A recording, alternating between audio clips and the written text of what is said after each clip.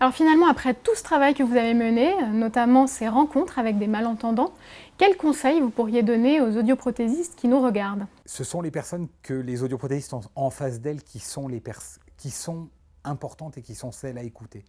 C'est-à-dire qu'elles vont franchir le pas et elles vont venir voir un audioprothésiste dans un certain nombre de situations, je pense en particulier suite à une prescription d'appareillage auditif, où le pas probablement est déjà franchi.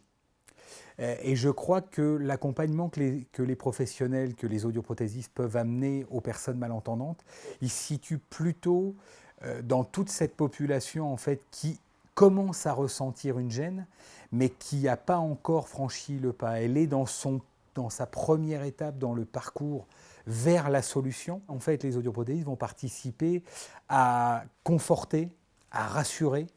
Je ne pense pas aujourd'hui qu'il faille précipiter les choses et que quelqu'un qui est encore dans sa phase de déni, la phase de déni, elle existe de manière très importante dans le processus d'acceptation de la perte auditive, comme dans le processus du deuil d'ailleurs.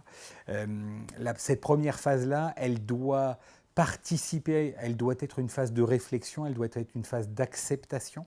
Et en fait, les audioprothésistes vont plutôt avoir besoin d'être beaucoup dans l'empathie vis-à-vis de cette personne, beaucoup dans le fait d'aider ces personnes, notamment les baby-boomers, à bien comprendre qu'ils ne sont pas seuls, que cette situation arrive à beaucoup de personnes. C'est intéressant la question que vous posiez parce que, en fait, dans les entretiens que j'ai été amené à mener, j'ai beaucoup de gens qui m'ont dit, et j'en ai été le premier surpris alors que je suis un homme de communication, en fait qu'ils étaient plutôt rassurés par la publicité qu'ils trouvaient dans leur boîte aux lettres. Et à l'inverse de ce que beaucoup d'idées et de préjugés peuvent amener à penser sur la communication, en fait cette communication, elle rassure les personnes malentendantes dans le fait qu'elles ne sont pas toutes seules à vivre leurs difficultés.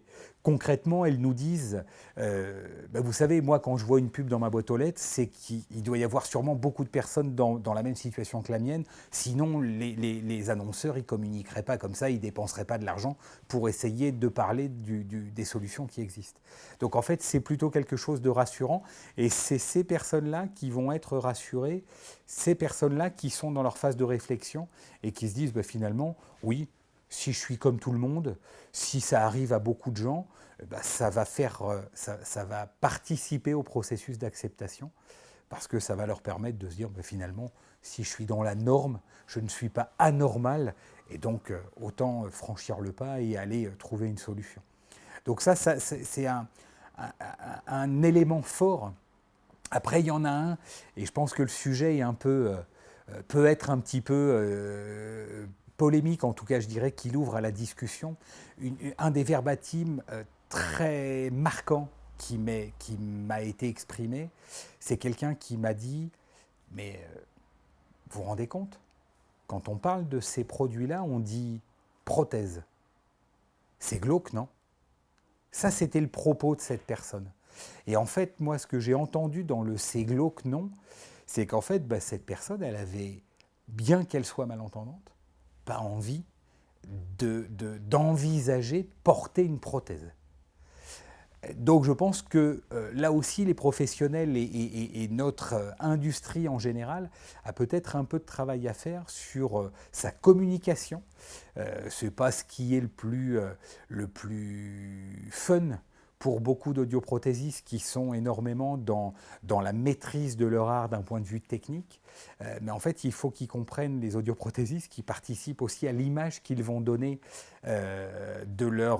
des solutions qu'ils vont apporter, et que vous avez beaucoup de gens qui vont en plus réfléchir à franchir le pas, qu'ils vont avoir des éléments d'ordre plus psychologique qui vont les freiner, les ralentir dans leur processus vers la solution.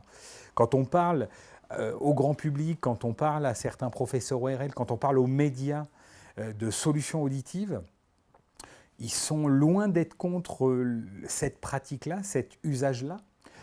Donc je pense que les audioprothésistes, ils peuvent aussi largement parler de leurs solutions et de leur métier de manière différente. Et on voit dans certains pays, par exemple les pays anglo-saxons, qu'on parle d'appareils auditifs, on parle de solutions auditives, on parle d'aide auditive, hein, puisqu'en anglais on parle de hearing aid.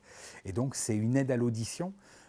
Et le produit arrive très bien et la solution arrive très bien à se positionner dans ce marché. Sans être perçu de la même manière. On est plus dans la dimension solution, alors que quand on parle de prothèse, on est quelque part, on s'installe un peu quelque part dans une dimension curation.